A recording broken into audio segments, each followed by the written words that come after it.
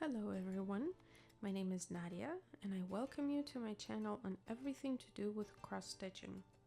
Today we will talk on a specific technique used in cross-stitching called parking. This technique may seem overwhelming at first, but once you get the hang of it, it gets much easier.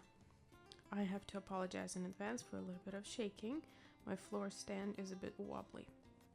So let's begin with a couple of rules. When you use the parking method, you stitch row by row, which is 10 stitches in length, no more and no less. It may also be done in square blocks of 10 by 10 stitches. You can go vertical, horizontal, or even diagonal. To help, you may need to mark your chart for convenience in order to see the border of your 10 stitch rows. But without further ado, let's begin with a demonstration, as I think it will be much easier to understand once you see how it's done. So here's the pattern that I've already been working on, and I thought it would be the perfect candidate to demonstrate this method, as it is not too complicated and does not have too many colors per 10 stitch row. We will be stitching a few rows in the little section over here. To make it a bit easier, we will start with a row where there is only one color present. I stitch my bottom half stitches from top right corner to the bottom left one, followed by the top half stitch from top left corner to the bottom right one. Since this row has only one color, I simply stitch all of the bottom half stitches first to the end of the row, followed by the top half stitches to cover the bottom ones.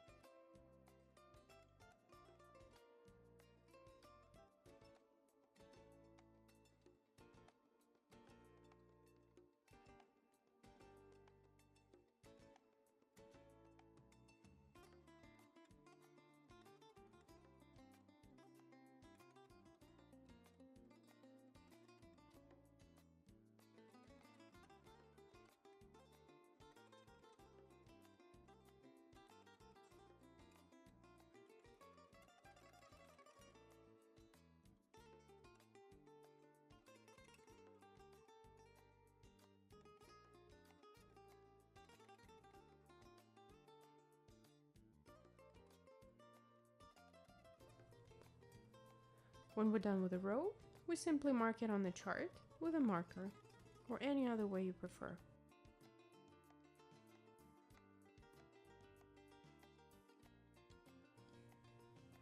The next row introduces just one additional color. So here's the way I use parking method, where there is more than one color present in the row. I start with a symbol color that is the very last one in that specific row. In this case, it is the two diagonal lines and the color white. So I start stitching this color from right to left and finish all of the bottom half stitches only.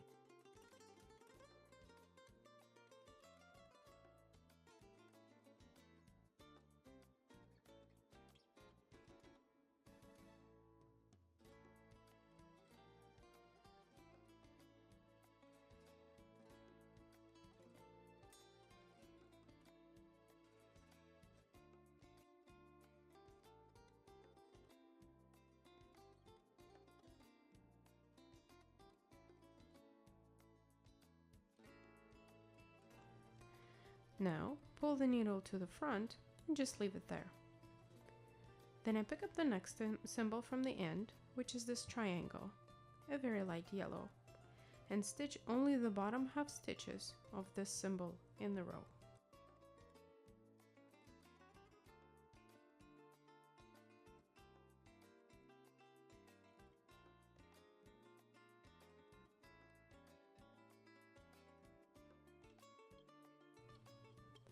To stitch the top half cross stitches, I go in the opposite direction. That is, I start with a symbol at the beginning of the row on the right. In this row, the last and the first symbols are the same, so we stitch the white color first.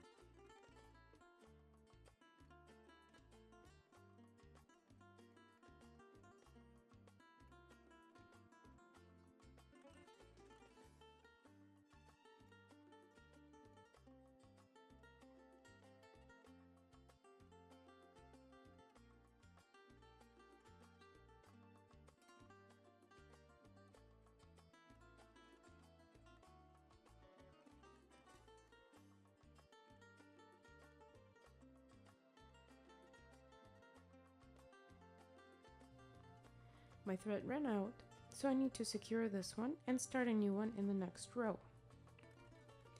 We follow then by finishing the top half stitches of the yellow color.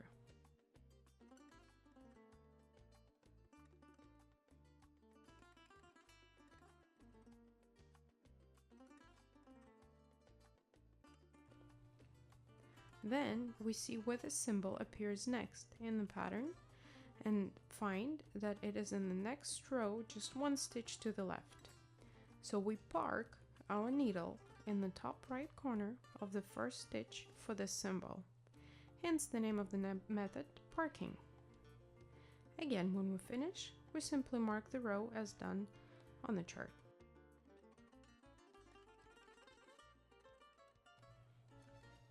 The next row is stitched in exactly the same way as the previous one.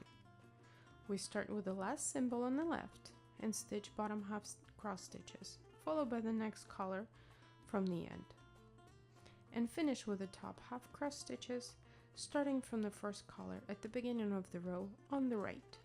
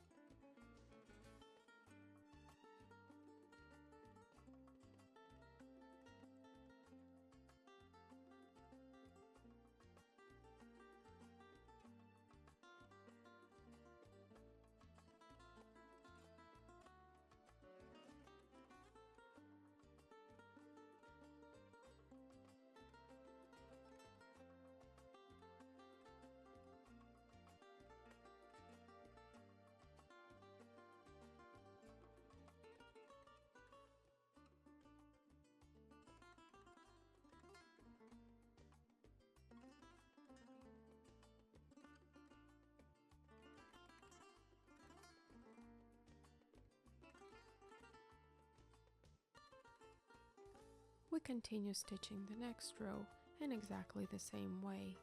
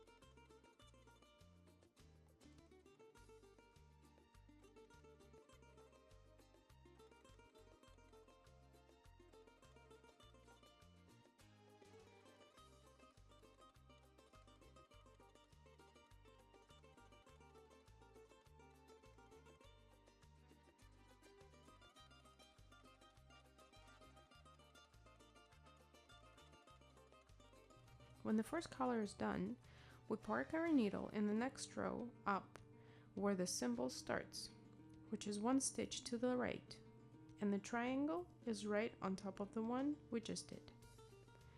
Now let's see how this is done when the third color is introduced in the next row.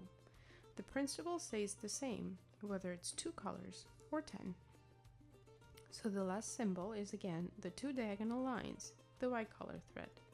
So we stitch the first 2, then skip the next 6, since other symbols are there, and finish the row with the last 2 white stitches.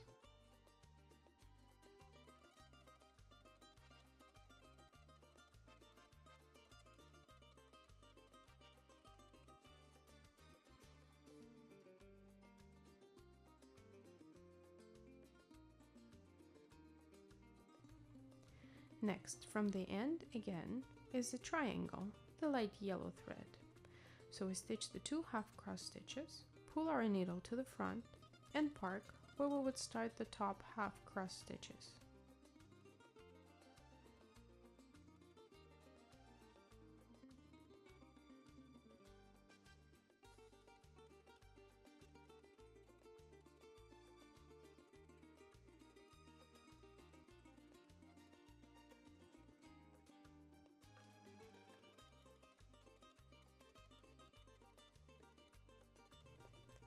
Now the third color, the symbol T.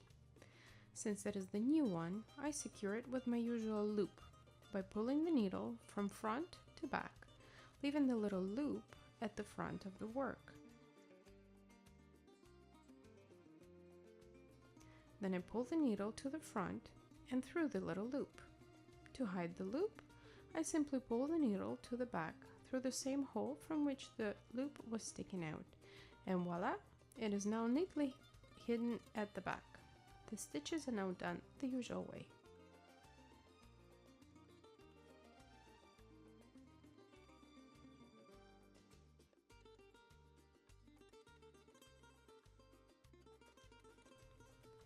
We continue the top stitches in the same way when we did 2 colors, starting with the first color on the right. When the white is done, in this row, we park it in the next one 4 stitches to the left.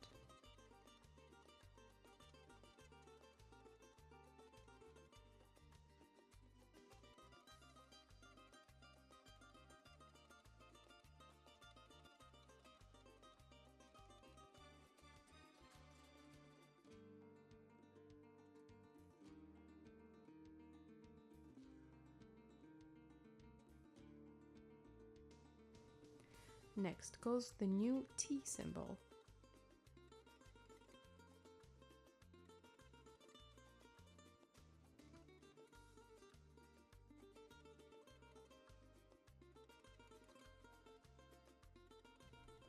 Now let's see where it is next.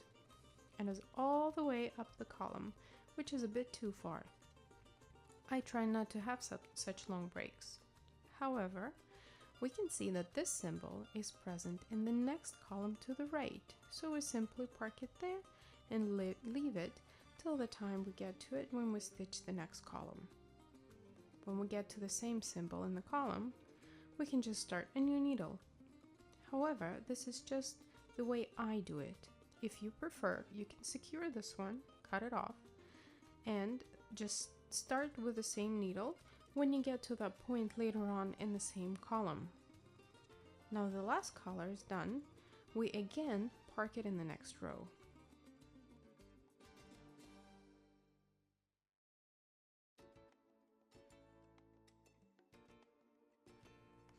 In it we see that the new color is again introduced, so the process is exactly the same as the row below.